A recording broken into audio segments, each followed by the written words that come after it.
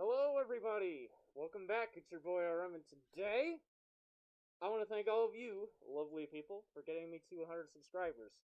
Now, I understand it took me a little bit to make this video. Reason why? I figured out a way to up my quality. And you know what? I hope you guys enjoyed at least, so I don't look as pixelated.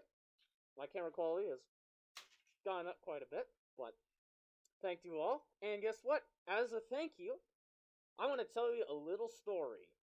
Well, it's a story in the making, and I would like to say it's about one of my prized possessions. You know him. His name is Fillmore. And guess what?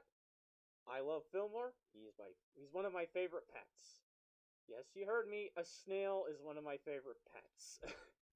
And let me just say, somehow, Fillmore has been able to make me an army, if more than anything.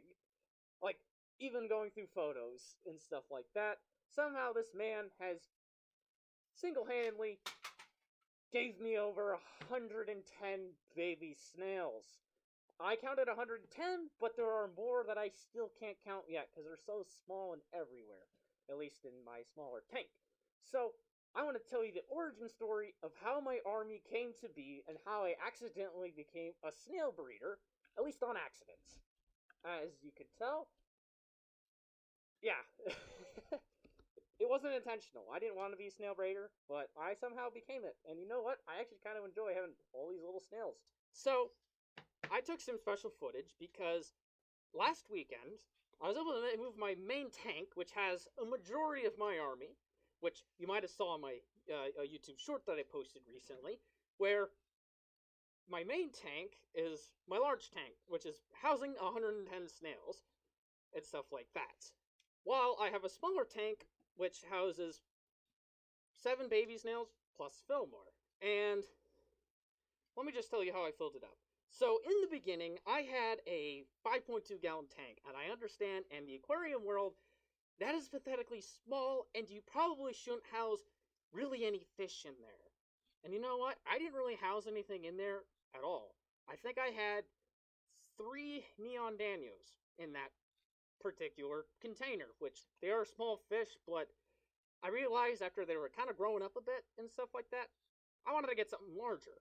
So, however, let me also say what else was in there. So besides them in there, I had Fillmore, and I had one other snail too, which is actually the other snail that's still alive right now. His spouse, let me call her Luna. And so, these 2 snails I've had for a while now. Probably about a year actually, almost. Actually, since I've had them. But basically, that was one tank I had. Now, I had another tank, actually, which was 2.5 gallons, but that had 2 other snails in it. And we'll call him Charlie. And the other one was named Luna, but this time instead of a U, it was 2 O's. Don't ask me why I named them both Luna. Let's just roll with it. So, so basically, at one point, I wanted to just clean out my, 5.2 gallon because I was new to it, and I was dumb, and I accidentally put it right in front of a window, because part of me thought, oh yeah, nice, the plants will get the sunlight, and it'll work, and algae grew. And I learned my lesson there, and I watched videos because I wanted to make a filterless system.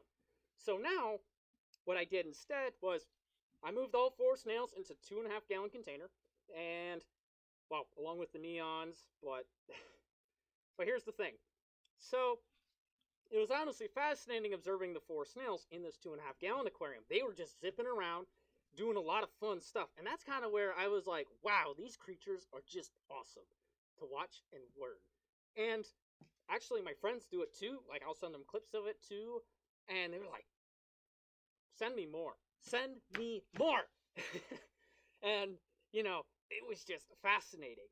And so, after I built my tank up, and I made sure everything was really clean. I didn't use any chemicals. It took a little bit to scrub the algae off, but I was determined to do it without using anything harmful, chemicals or anything, because I know you're not supposed to do that. I did my research and stuff like that, because I wanted to make sure that I'm not abusing, committing animal abuse or anything, because at the end of the day, fish and aquatic creatures, they're animals too, even though we don't give them credit for being that smart. However, after I put them in the container, I thought everything was well done. I moved Fillmore and Luna with a U, back in my tank. My main tank at the time was the 5.2, and everything was happy. However, I will say, what I did realize when they were in a 2.5 gallon tank, they were actually mating.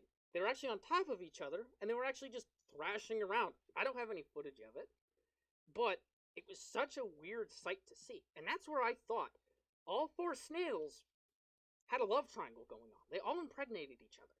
And that's how I actually have some black mystery snails, even though Charlie is dead, and Charlie was the black mystery snail. Both Lunas were blue mysteries, and Fillmore, he's the gold mystery. Now, Luna with a U,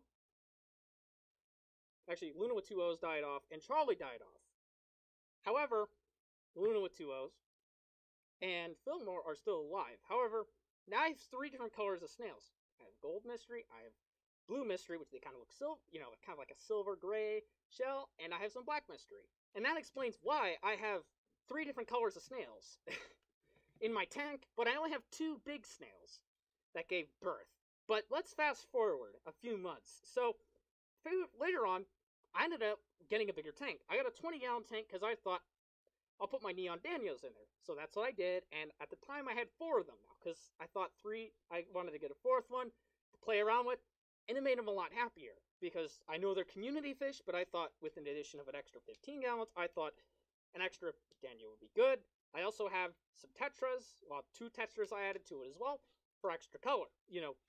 I didn't want to go too big on the fish or anything, so I just kept them small in that kind of regard. So, this is the time where I went off to uni. So basically, what happened was, I ended up graduating, and I needed to go off to uni. So the issue was I wasn't allowed to take my tank with me, because for some reason, at least where I'm at, there's a rule about you can only have 1 fish per dorm, or 1 fish per person, which is weird. But besides that, I didn't feel like traveling them a long ways. So I just moved them to another house that we had at the time, and basically I had someone watch it over for me. I'll call him my caretaker. They watched over, and basically they were chilling out, vibing out, whatever. My creatures were vibing out together, enjoying themselves, that kind of stuff. And my caretaker realized that one of these days, she opened the lid, to kind of clean it up a little bit, because, there's a little bit of buildup at the top, so they thought, I'll, do a little cleaning of the debris off it, whatever. And they noticed some sacks, and they're like, what is this? So I got a text, and let me show up on screen. I found these. These are egg sacs, is what I realized they were. And I was like, crap, that's a lot of eggs. What am I going to do? Because they figured it out, because literally they saw baby snails at the bottom of the tank. Little tiny critters. And I was freaking out, because I'm like, what am I going to do with all these snails? So, let me just say, I didn't know what to do. So, what I did was, I said, let me figure something out. So, at one point, I ended up going home, but I stopped by that house, and I grabbed some snails, right? So, the house where, let's say, my main tank was, the 20-gallon now, let's call that house B. But I live in house A when I go home. So, I went to house A, which is where my 5.2-gallon tank was, my smaller tank now at the time.